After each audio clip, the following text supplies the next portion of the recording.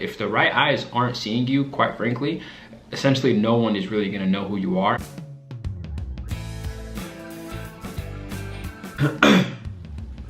Yo, what's the deal? Welcome back to another video. I'm feeling a lot better since yesterday. Yesterday I was sick. I was in bed for like 12 hours. So today's video is gonna be about 10 tips on how to become a superstar in boxing, or honestly in any kind of fighting that you do. Conor McGregor or the Floyd Mayweather. Make sure to like, subscribe, leave a comment. Everyone's opinion matters. I don't really give a shit about yours, but leave a comment. It's better for the algorithms and stuff, and I'll make more money, okay? Number one, be charismatic. Being charismatic means like you gotta have some type of charisma, and obviously that's like no shit Sherlock. But basically you wanna have some type of like charisma. You wanna be basically like charisma. He basically laid out the blueprint on how to become a star. Charisma. How to become more than just, you know, a good boxer or fighter in the ring. And I genuinely feel like Conor McGregor also followed that same blueprint, and it got him to the superstardom that he's at today. Like, you want people to look at you and be like, that guy's cool, or that guy, I hate him because of his charisma, like how he acts or the way he carries himself. Like, for example, someone who's very well known and notorious for copying Floyd's style is Adrian Broner. You know, he's like flashy, flamboyant, cocky, arrogant, doesn't care what anybody thinks, treats people like garbage. Those are all kind of qualities that you kind of necessarily not need to have, because then you have guys on the flip side like Manny Pacquiao who are like super humble, don't trash talk. They basically just let their hands do the talking for them, which is fair. But if you want to make hundreds and thousands or hundreds of millions, or even like a couple $100s when you're starting out, you gotta have some type of like charisma. You gotta have some type of like swagger to you, you know, so people are like drawn to you and they're like, okay, this guy's sick. Like, it can even be something like a charm. Like, people are like, okay, this guy, like, you know, he's a good looking, he's a stud, whatever, blah blah, all that, etc., so on and so forth. Okay, number two, and I'm just referring to my notes here, so if I look away, I'm just looking at my notes.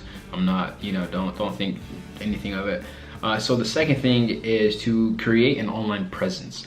Something that a lot of boxers and fighters and guys that fight and all that stuff, something that they really take for granted is them basically being on social media. You know, they just want to be the hardcore best fighters, win the most fights, get the most knockouts and everything like that. But with boxing, or in fighting in general, the way you make majority of the money, or you get a bigger purse per se, it depends on, you know, your promoter, your management, you know, your fight deal, and then also what rank are you within the promotion company. So if I'm signed to a promotion company, 35 fighters on there, and you're like number 27, that's how you're gonna get promoted. You're gonna get promoted like a 27th ranked fighter. But if you're like Conor McGregor on the UFC promotion or the MMA promotion, he's promoted as number one pound for pound. Well, I guess number two now because he lost to Khabib. But the way he's promoted is gonna directly impact how the fans look at him and how his ticket sales do. Okay, so remember that. So you got, so back to the actual topic, you wanna be able to create an online presence. That way people, you know you personally outside of the ring. You know, like for example, Floyd is known as, you know, early on he was Pretty Boy Floyd. Now he's just Floyd Money Mayweather. You know, he's focused on how much money can he make, different things like that. And basically it just goes hand in hand with people knowing him, feeling like they know him personally. Or not even for boxing or fighting. Having an online presence can go hand in hand with anything. Like Jake Paul, for example, Logan Paul.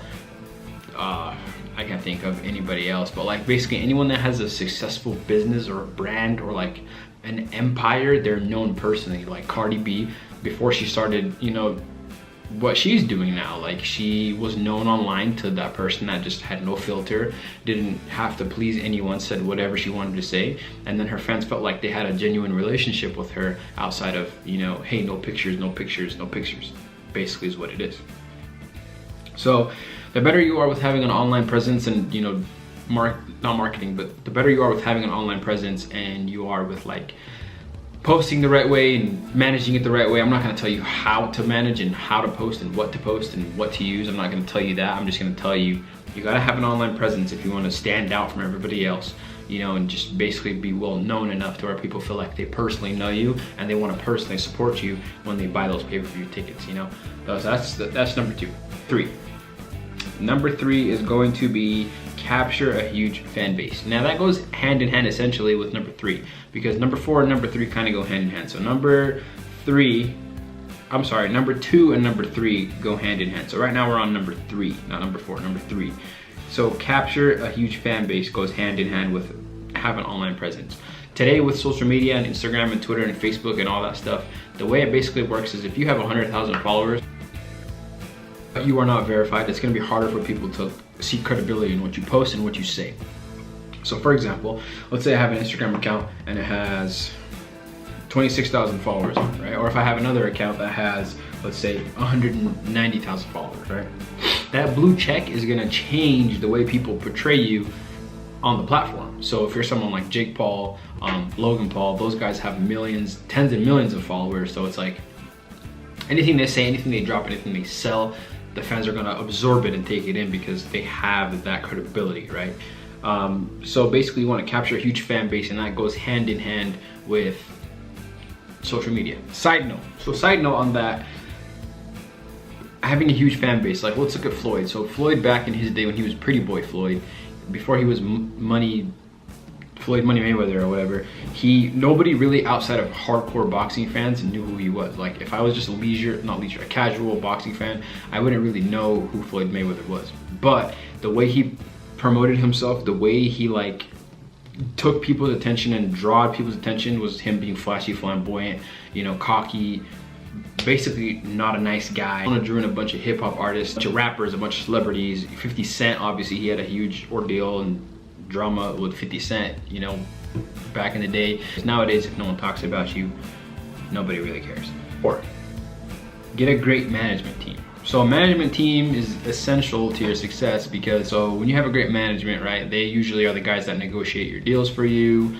They negotiate your sponsorships, they negotiate your percentages, they negotiate a lot of different things for you.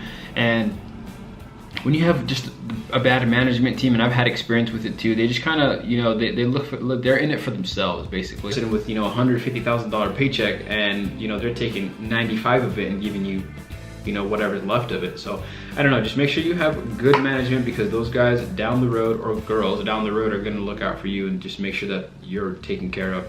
Number 5 is get signed by a great promoter, which I honestly feel like is give or take. I mean, you don't really need a promoter to make, you know, to become a superstar in the game. I mean, promoters only will get you so far. You know, they'll talk so good about you, and please come out to see the fight. LRB is a promoter for Mayweather's promotion team. Basically, they just talk up your skill set. Have a good online presence, because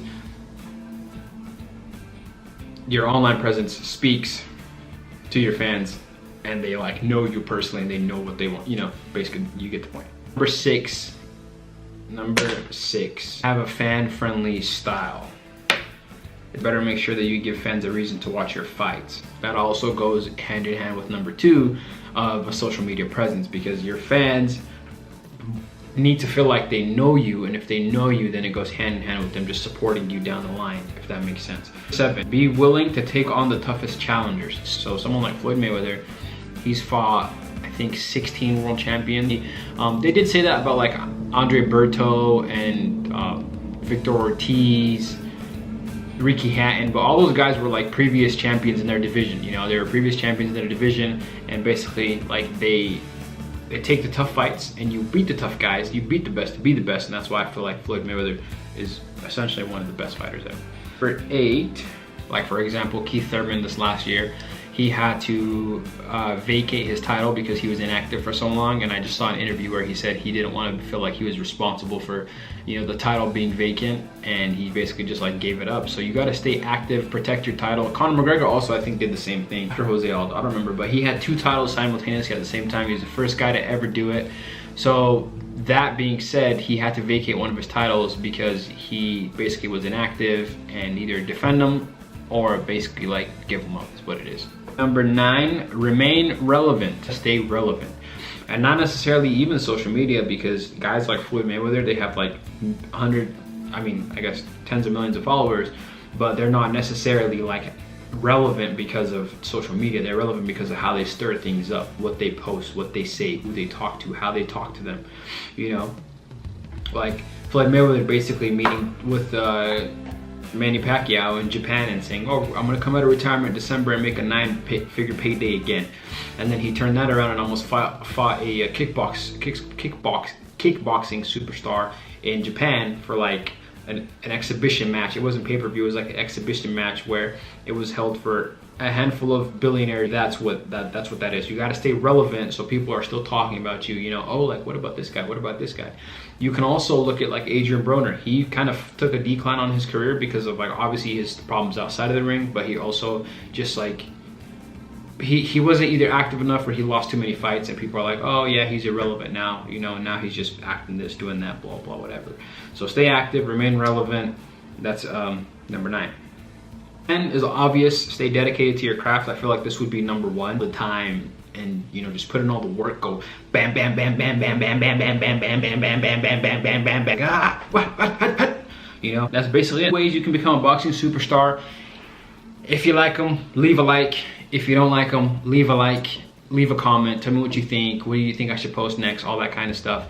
So make sure you like and subscribe, please. Thank you. Leave a comment. See you guys again tomorrow.